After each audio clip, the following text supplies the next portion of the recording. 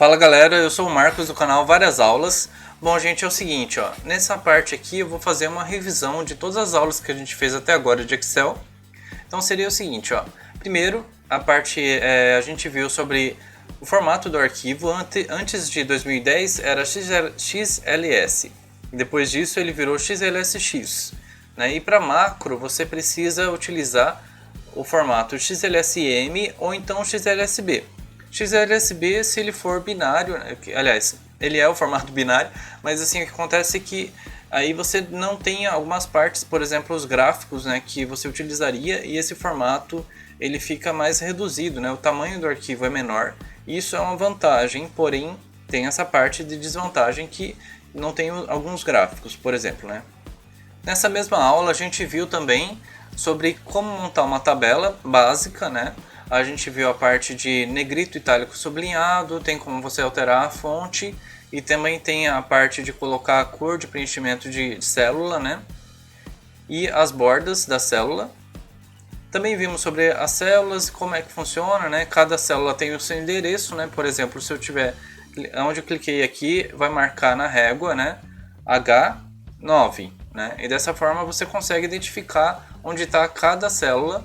E a partir disso você consegue também criar fórmulas utilizando aquele endereço de célula. Bom, então na segunda aula a gente viu aqui as fórmulas básicas de cálculos de matemática, né? Seria adição, subtração, divisão e multiplicação.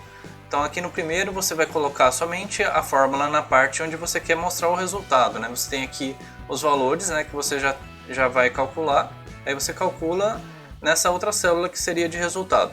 E4 mais F4, né? E aqui seria E5 menos F5.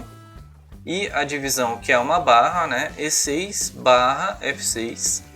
E a multiplicação, que é um asterisco, E7 asterisco F7. Na aula 3 a gente fez uma revisão, né, das duas primeiras aulas. Então aqui seria a aula 4. A aula 4 a gente viu as fórmulas de média, mínimo, máximo, maior e menor. Então, como seriam utilizadas aqui, né? A gente tem os valores, né? E aí eu coloquei a parte de soma. Inclusive a soma, né?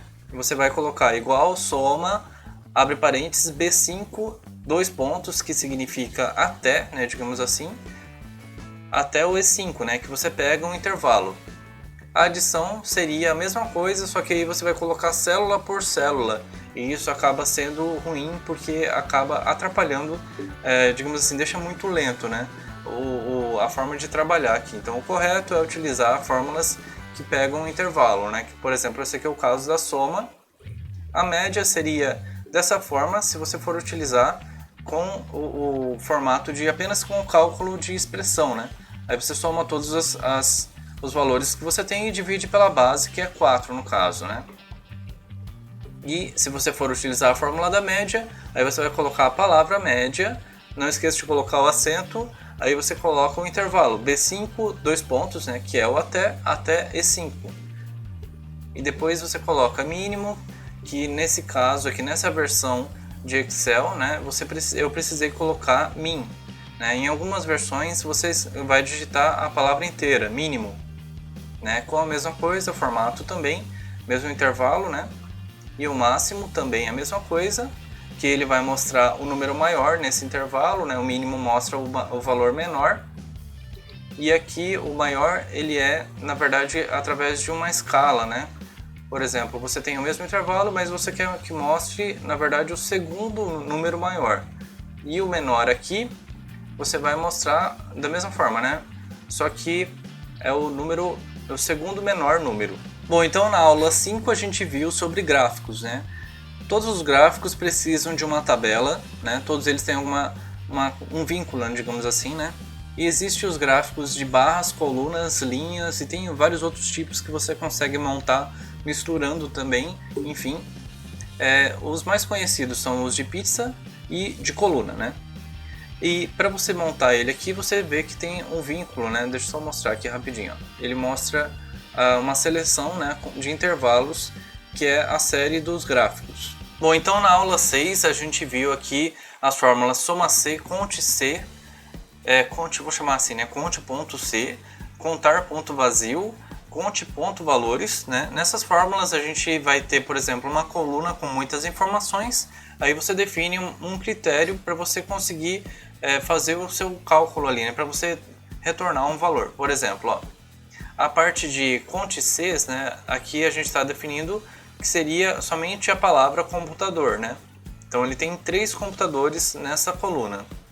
E a quantidade já é diferente, né? A parte de soma C, né? A soma C, né, seria todos os que forem computador, eu quero que some na outra coluna as quantidades. Aí por isso deu 55, né? Que é a soma que está aqui, ó, 45 mais 10, né? E esse aqui não tem valor, né? Então esse outro computador não tem valor, então por isso deu 55. E aqui é a parte de contar contar valores, perdão. Contar valores, né? Então ele tem a fórmula que seria conta somente as células que estão preenchidas, né? Aí tem 4 células preenchidas e aqui é o contar vazio, que seria o inverso, né? Você vai contar somente as células vazias. Bom, então na aula 7 a gente viu sobre a função C, né? A função C, ela seria o seguinte: imaginem aí uma condição para definir dois lados, né? Verdadeiro ou falso. Aí seria, por exemplo, aqui no caso, a gente tem a mais comum, né, que seria a tabela escolar. Quando você tem uma nota acima, é isso mesmo, maior ou igual a 7, aí o aluno vai ser aprovado. Caso for menor que isso, vai ser reprovado. É bem simples, né? Ele funciona assim, ó. CF5 maior ou igual a 7, mostre aprovado, aspas duplas, né? Não esqueça de colocar todos os textos com aspas duplas. E depois, caso não for isso, mostre reprovado. Bom, então na aula 8 a gente viu sobre a condição, né, do C, da função C, junto com e ou.